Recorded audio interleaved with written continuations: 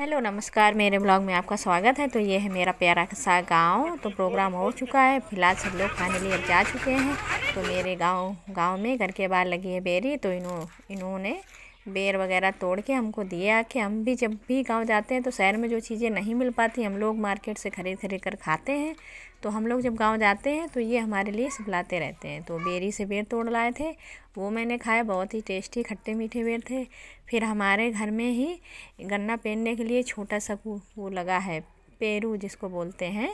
तो गन्ने का रस जिसको भी पीने का मन करता है तो 10-5 लीटर गन्ना आ जाता है, उसको पेर लिया जाता है।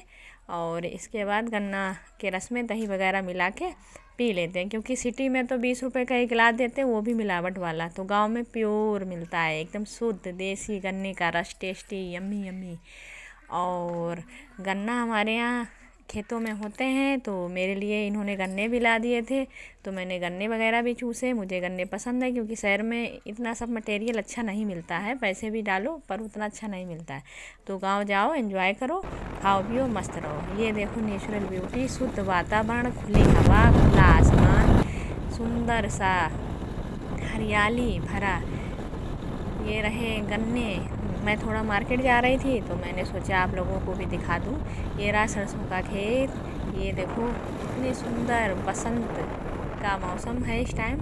तो सरसों का खेत है और हम लोग फ़िलहाल मार्केट के लिए निकल चुके हैं। तो थोड़ी बहुत मार्केट करेंगे, इसके बाद घर आ जाएंगे। तो ये देखो रहा आम का बाग, कितना ब्यूटीफुल नेचुरल वातावरण है।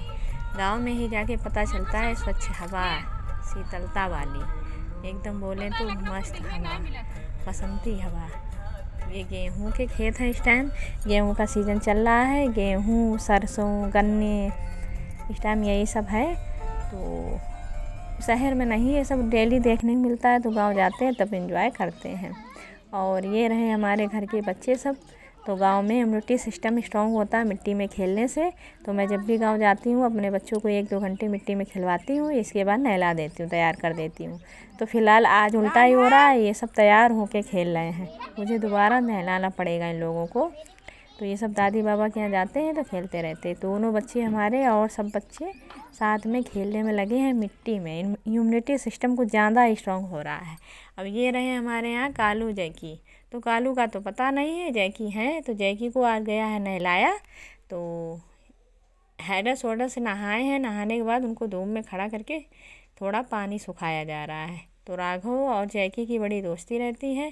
तो राघव उसकी पूँछ पकड़ के घुमा देते हैं, कान वान उखाड़ देते हैं, मगर वो कुछ कहता नहीं है, क्योंकि वो जानता है मैं पालतू हूँ, वफादार होते हैं ना, इसलिए।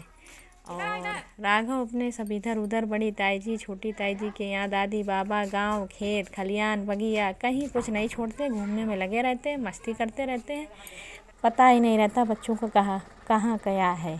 ऐसे ही हम लोग एंजॉय करते हैं। और ये रहा झूला।